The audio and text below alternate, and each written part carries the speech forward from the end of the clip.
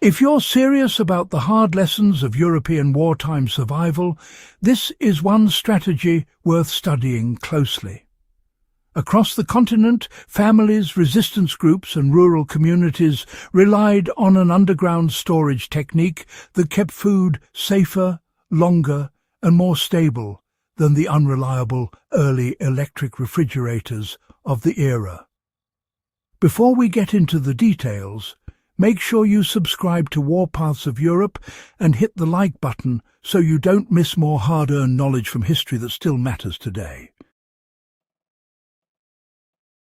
During World War II, the most reliable long-term storage came from what people built below their own feet, earth-insulated root cellars, bunker pits and underground chambers dug directly into clay, stone or compacted soil. These spaces were engineered for one simple purpose: maintain a cold, consistent, moisture-balanced environment throughout the year. The Earth kept temperatures between 2 and 7 degrees Celsius depending on depth and soil type, which outperformed early fridges that fluctuated constantly due to power outages and inconsistent cooling elements. This natural thermal regulation slowed bacterial growth, kept vegetables crisp, prevented fats from turning rancid, and stabilized stored grains and cured meats. The key to the method wasn't just burying food underground, it was creating a working microclimate.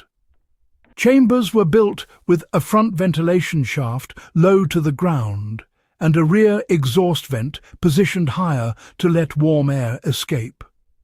Thick stone or timber linings absorbed and slowly released moisture, preventing both mold and excessive dryness.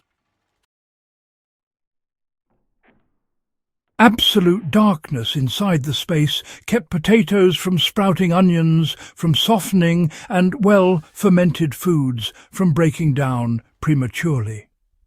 Even butter sealed in clay crocks kept better underground than in most mechanical coolers of the era. People layered their provisions strategically.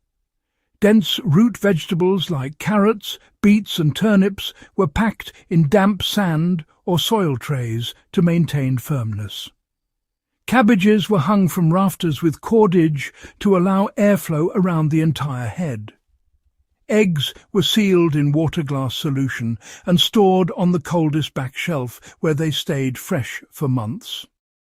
Crops that produced ethylene gas, such as apples, were kept in separate compartments to avoid spoiling vegetables nearby. Cured sausages, smoked fish and hard cheeses were wrapped in waxed cloth and hung to stay dry and mould-free. This level of discipline allowed families to ride through winters and rationing periods without relying on unstable electricity. Now, anyone with a backyard can actually build a small modern root cellar by digging a chamber about 4 to 8 feet deep, lining it with stone or concrete, installing a low intake vent and a high exhaust vent, and then, adding wooden shelving and sand trays. Even apartment dwellers can sort of replicate parts of the system by using a cool basement corner with some airflow adjustments.